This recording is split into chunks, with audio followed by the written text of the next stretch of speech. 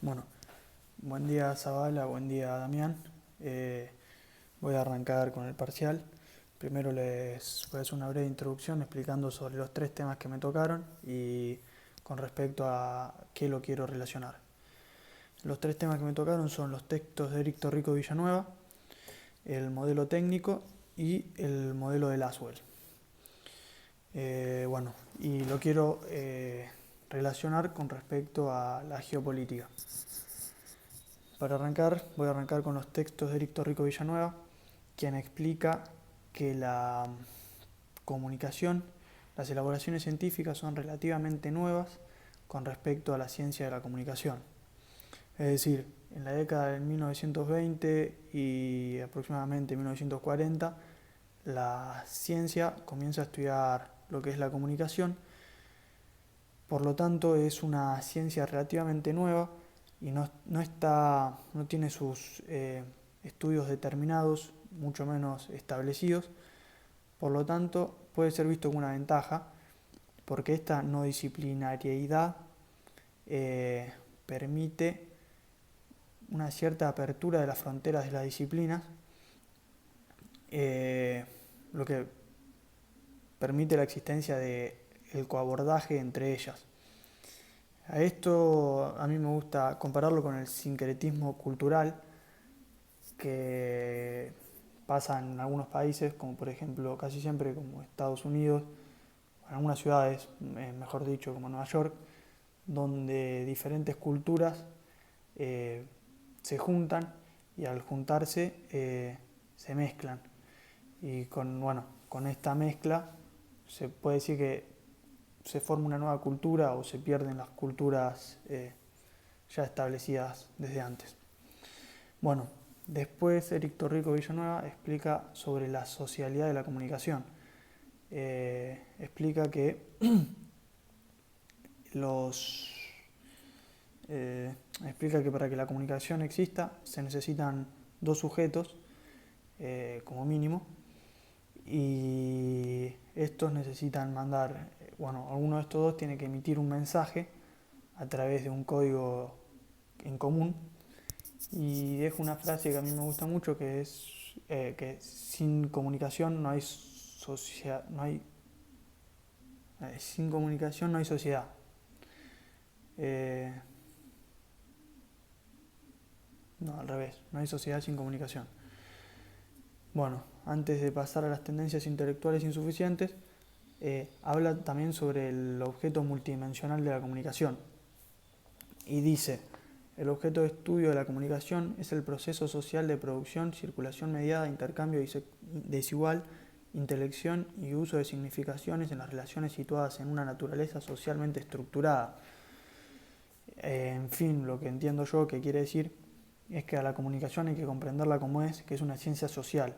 Por lo tanto, no es una ciencia estática, sino más bien dinámica. Bueno, ahora paso a las tendencias intelectuales insuficientes, donde se pueden señalar 5 grandes tendencias, que son el tecnologismo, el pancomunicacionalismo, el catastrofismo, el mecanicismo y el moralismo. Este último se divide en dos. El tecnologismo, a mí me gusta compararlo con Estados Unidos, porque como sabemos, año a año va progresando. Y el tecnologismo lo que explica es una idea evolucionista donde se habla de que la tecnología es la causa de la transformación de la sociedad y también es el objeto comunicacional por excelencia. Y bueno, como dije, Estados Unidos es un país que año a año va progresando tecnológicamente. El mundo también se podría decir, con algunos países que no lo hacen. Pancomunicacionalismo, la mejor manera de definirlo es con la frase de todo es comunicación. Este no lo voy a hacer con un ejemplo cotidiano, pero por ejemplo yo podría haber estado en pijama en este momento o con una remera de fútbol y capaz que ustedes mientras los estén mirando pensarían a este no le importa nada. Y eso sería pancomunicacionalismo. Cualquier cosa es comunicación. que yo, por ejemplo, me haya puesto los auriculares para que el sonido se escuche mejor, también sería comunicación. El tercero es el catastrofismo, que habla sobre la preocupación común sobre la degradación de las culturas ilustradas. Esto creo que se puede comparar con los pueblos aborígenes, que existe ese miedo de que pierdan su cultura por la cultura industrial, por la cultura del capitalismo. El cuarto punto es el mecanicismo. Habla sobre la estructuración de las relaciones sociales por la economía. Y bueno, en este Marx explica sobre que el modo de producción es un mero reflejo de las relaciones sociales. No sé muy bien si se podría explicar quizá con la Unión Soviética. Tengo mis dudas. Y el último es el moralismo, que como dijimos se divide en dos, en el empresarial privado y en el del Vaticano. El empresarial privado habla sobre que los medios deben regirse por criterios de responsabilidad social frente a las dinámicas del libre mercado y de la demanda del público. Y el del Vaticano convoca a los medios a hablar a inscribir su labor sobre el bien común. Acá terminaría Eric Torrico, Villanueva, y empezaría a hablar sobre el modelo técnico. El modelo técnico es la comunicación que se basa en una fuente de información donde el emisor, basado en ella, emite un mensaje. Este mensaje puede ser interceptado por problemas, parásitos, no me acuerdo cómo se llama, que serían el ruido en este caso, para llegar hacia el receptor.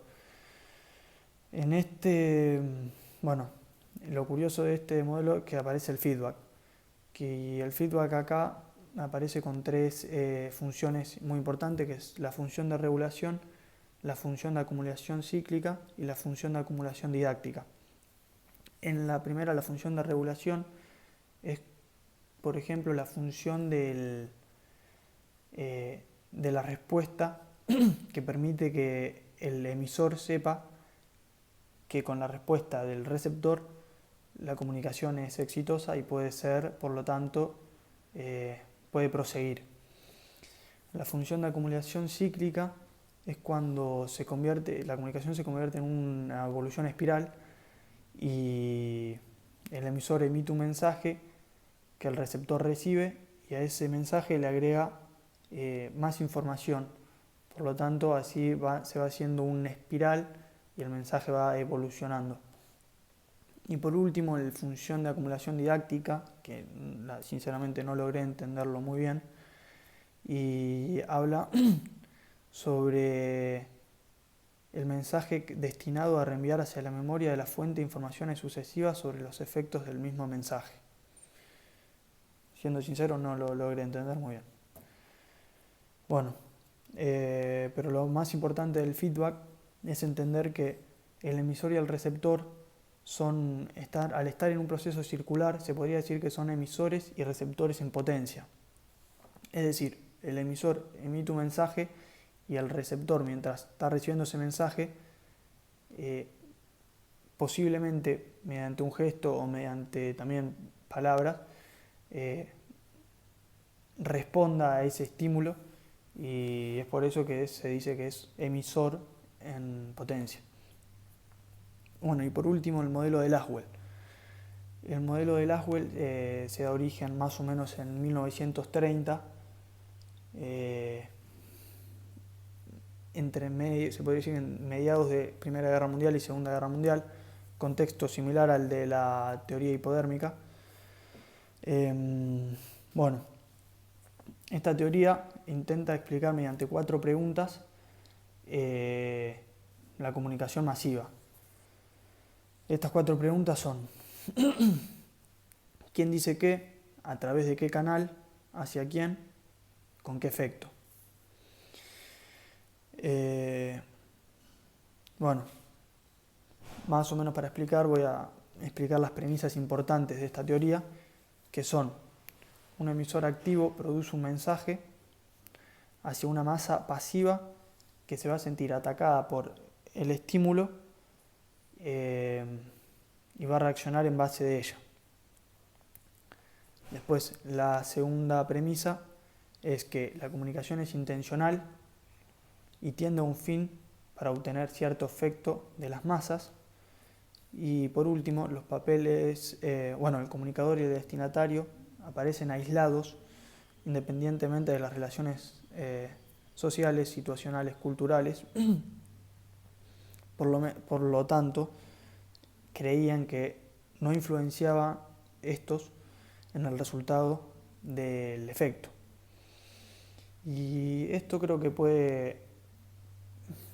puede ser relacionado con, por ejemplo, la Alemania nazi, donde la población y los soldados se les enviaba un mensaje sin importar sus vivencias y sus creencias y todo en general,